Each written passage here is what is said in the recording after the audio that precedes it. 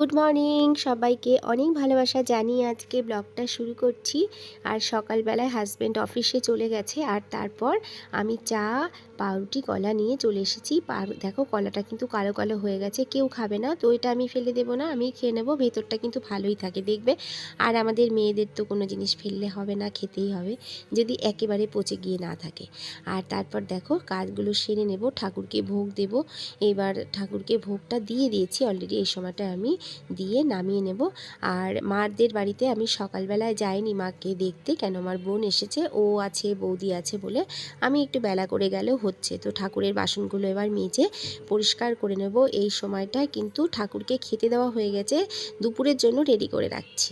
দেখবে কাজ এগিয়ে রাখলে কিন্তু তাড়াতাড়ি হয়ে যায়, আর দুপুরবেলায় আবার মাজার ঝামেলা থাকবে বলে আমি এখনই রেডি করে রাখবো। আর আজকে দুপুরে রান্না করব ব্রোকলি।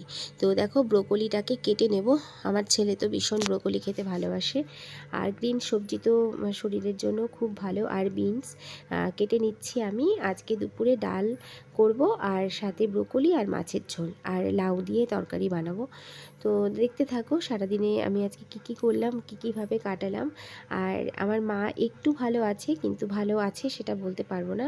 তো তোমরা সবাই অনেক অনেক অনেক বলেছো যে মা ভালো হয়ে যাবে, শুনেও আমার মন ভালো হয়ে গেছে। থ্যাংক ইউ সবাইকে আমার জন্য শুভকামনা জানিয়েছো আমার মায়ের জন্য। আর দেখো এই কদিন তো বাড়িতে ভালোভাবে থাকতে পারিনি, তো সেই জন্য না ধুলো ধুলো চারিদিকে হয়ে গেছে দেখবে। তো সেই জন্য একটু বই টইগুলো না রান্নার ফাঁকে ফাঁকে আমি একটু ঝেড়ে নিচ্ছি। তো দরজার পেছনেগুলো না ঝুল হয়ে গেছিলো, তো অল্প অল্প করে সেগুলো সারছি আর রান্নাটাও করে নিচ্ছি। আর যে কদিন বোন আছে সেই কদিন আমার চাপটা একটু কম। তো বোন বাংলাদেশ থেকে চলে এসেছে মাকে দেখতে, আর ওর ছেলে হাজব্যান্ডকে রেখেই চলে এসেছে। আর আমি দেখো রান্না করছি।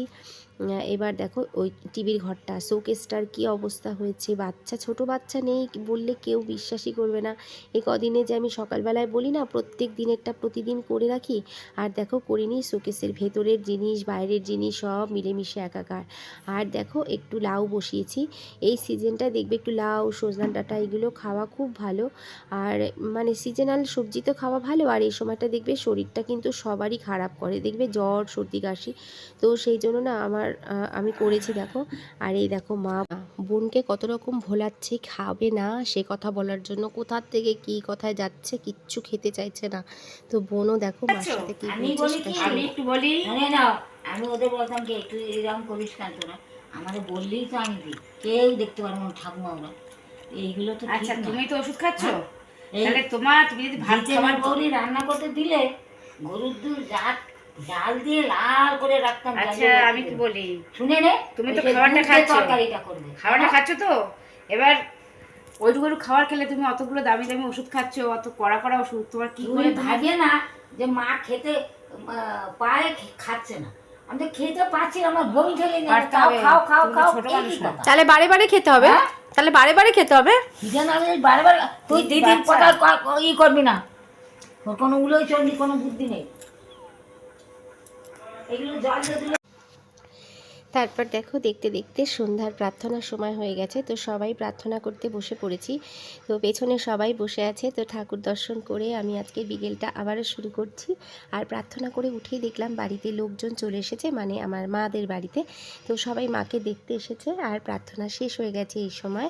আর দেখো দেখলেই তো কি চলছে বাড়িতে। আর এই যে বৌদি দেখো টিফিন বানিয়েছে, তো এই যে বেবিকর্নগুলো, মানে বেবিকর্ন না, এটা বড়ই ভুট্টা, সেটাকে সেদ্ধ করেছে আর লেবু গোলমরিচের গুঁড়ো দিয়ে সবাইকে দিয়েছে। বাচ্চাগুলো এসেছিলো তো একটু হেলদি দিয়েছিল বৌদি সব বাচ্চাগুলোর জন্য। আর তারপর সিঙ্গারা চা এগুলো সব হয়েছে।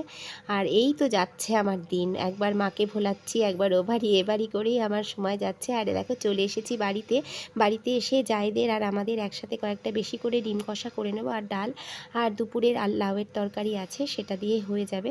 তো যারা এতক্ষণ আমারকে লাইক দিতে ভুলে গেছো, প্লিজ সবাই একটা করে লাইক দিয়ে দিও প্লিজ। আর অনেক অনেক ভালোবাসা নিও আমার। সবাই ভালো থেকো, সুস্থ থেকো, সাবধানে রেখো, সবাই সবার মা বাবার খেয়াল রেখো। আর সবাইকে অনেক ভালোবাসা জানিয়ে আজকে ব্লগটা শেষ করলাম। টাটা।